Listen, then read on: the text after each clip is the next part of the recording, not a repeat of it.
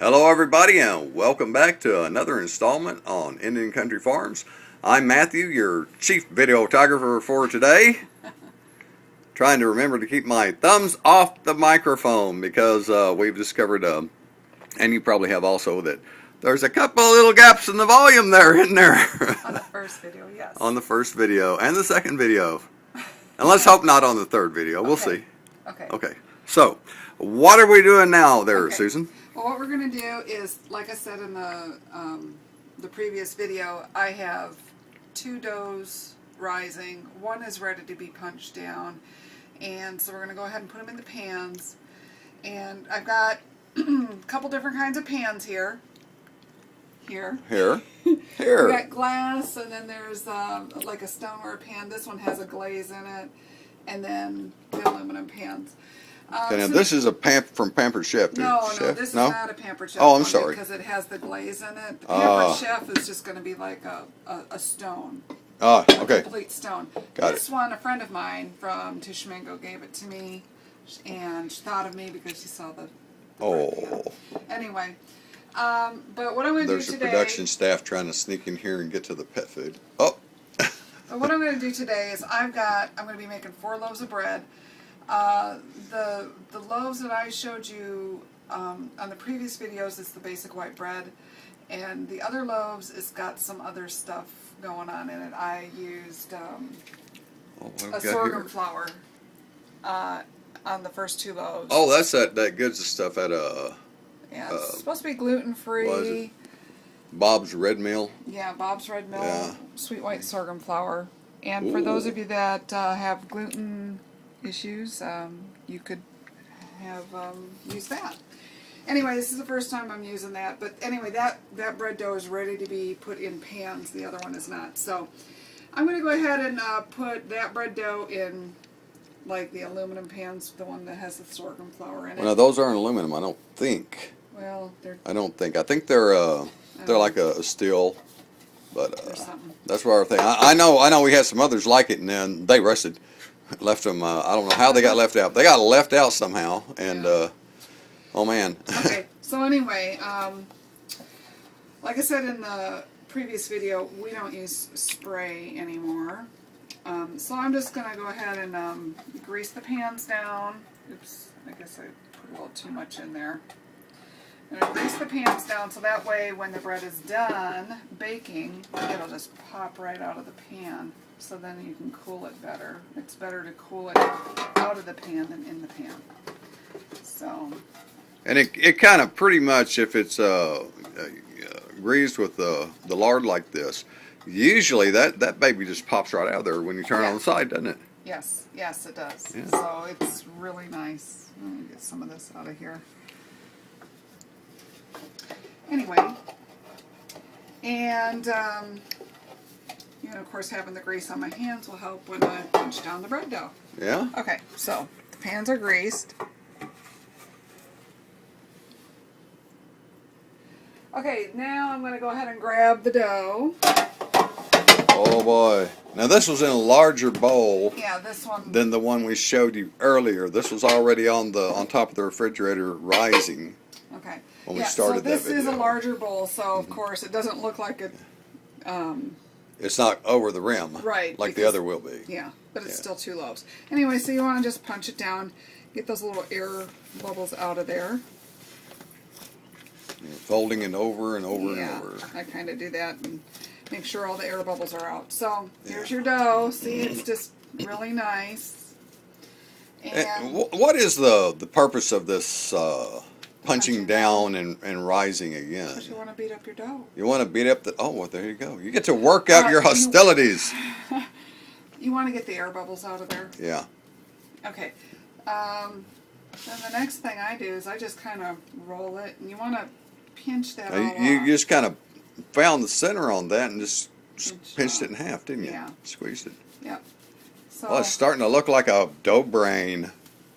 Oh my goodness. Folding the rough part under is what you're doing there? well, yeah, and then just pinching it close. And pinching it closed. Okay, so then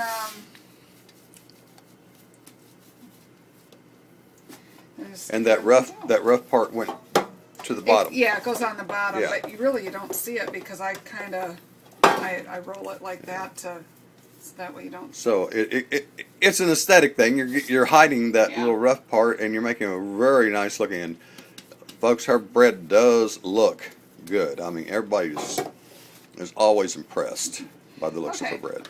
So then you just set it in your pan like that. Mm-hmm. Oops.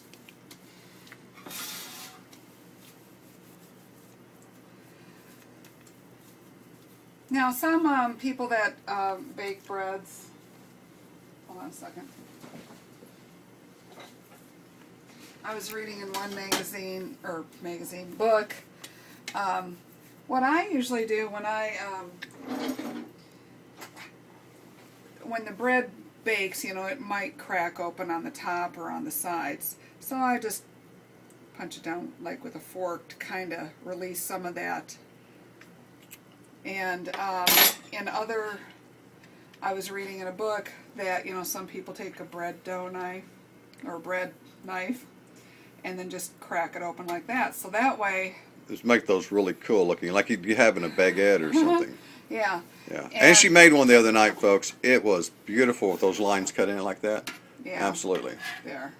And it just kind of helps it so when it cracks open, it's already released a little bit there. And it does look really pretty aesthetically. And then what we want to do here is put it back up to rise. So we're about to wrap it up. Yep, so I'll go ahead and put it right back up on the refrigerator. Here's our other bread that we made. Still rising. Still rising. Anyway, and then go ahead and put that towel right back over it. You notice how the top of her refrigerator is clean? Yeah, here's the other dough. That's because she's tall enough to see when it needs to be dusted. See, it's almost ready. A little bit longer still. Yeah. But anyway, that's basically I've been in and out of the refrigerator too. I might have jarred it a little. I'm sorry. True. Yeah. So that's it for now. All right. And so we'll be back when we pull it out of the oven. I'm going to go ahead and put it in the oven. And when we pull it out of the oven, it's going to smell really nice in here. Too bad video is not scratch and sniff. But you'll bake it at 375 for about 30 to 40 minutes, depending on how you like your crust. Like my father-in-law, he likes the crust done, so 40 minutes or a little bit longer for him. Otherwise, basically, if you like it a little more doughy, 30 minutes in the oven. That's about it. But again, that's part of the different. art of bread baking as well.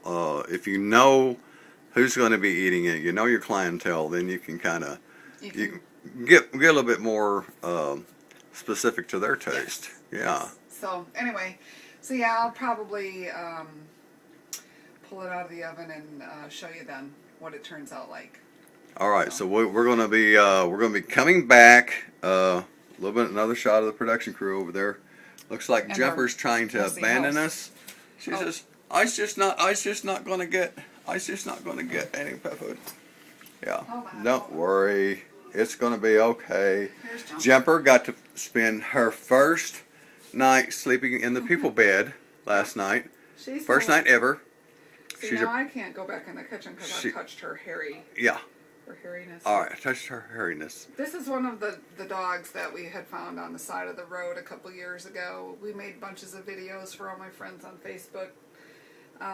Somebody tossed him out, her and her siblings. There were 6 of them, and we gave the other 5 really good homes, and she was the last one, so we kept her.